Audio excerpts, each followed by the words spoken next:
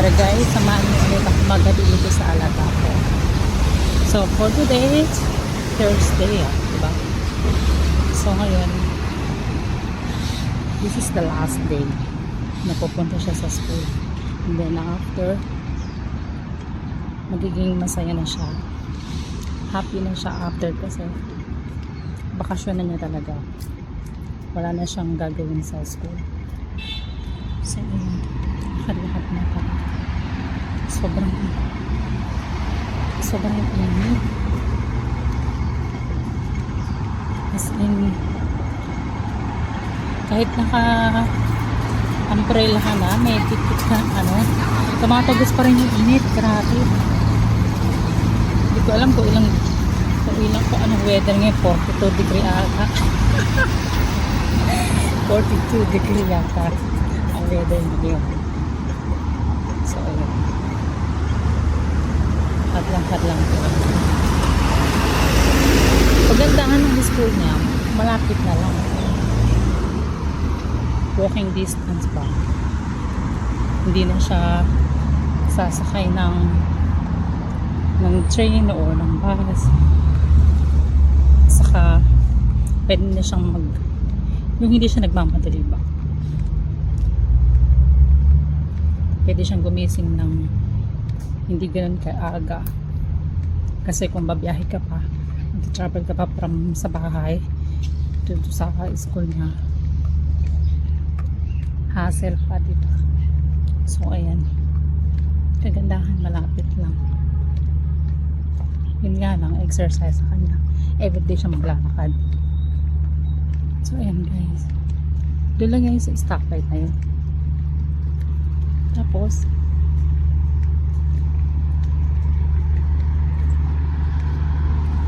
dili ko lang siya doon, malapit lang talaga.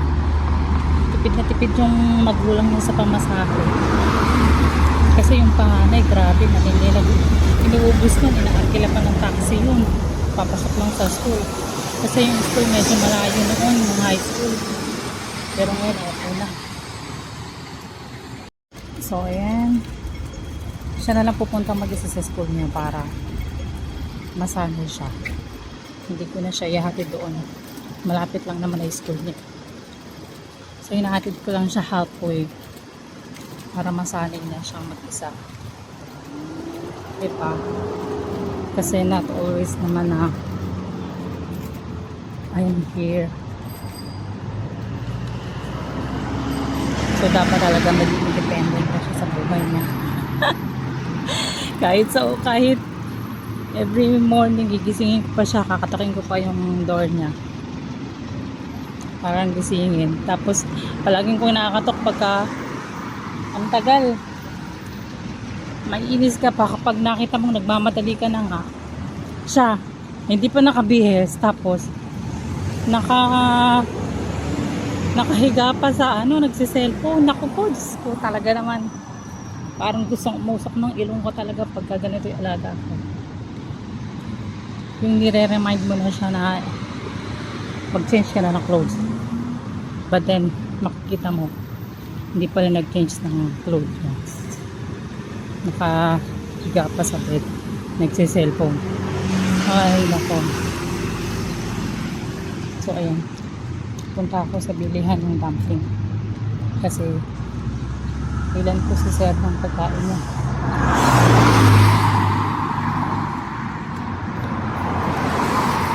Nakalang tayo, sobrang init. So ayan, nakatayo dito, sobrang init.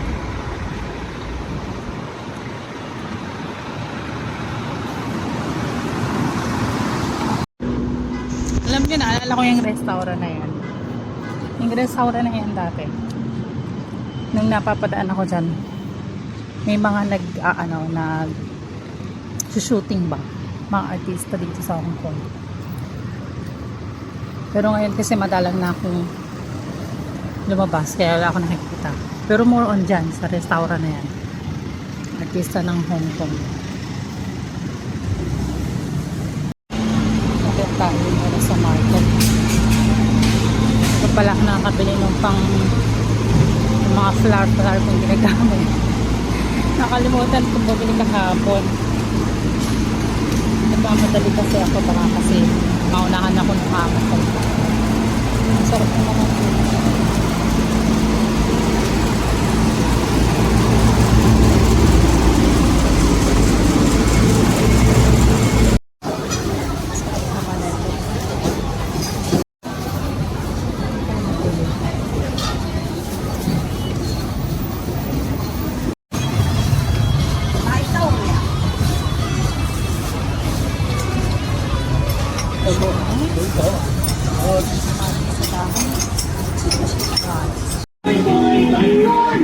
Bili ako ng coconut. Tatry ko yung kurang ko dun sa bahay. Kaso di ko alam kung magkano. Ayan, coconut. Try natin. Ito tayo ng isa. Ayan, bumili ako ng dumpling isa. Ito mo ipin yung dumpling. Favorite niya.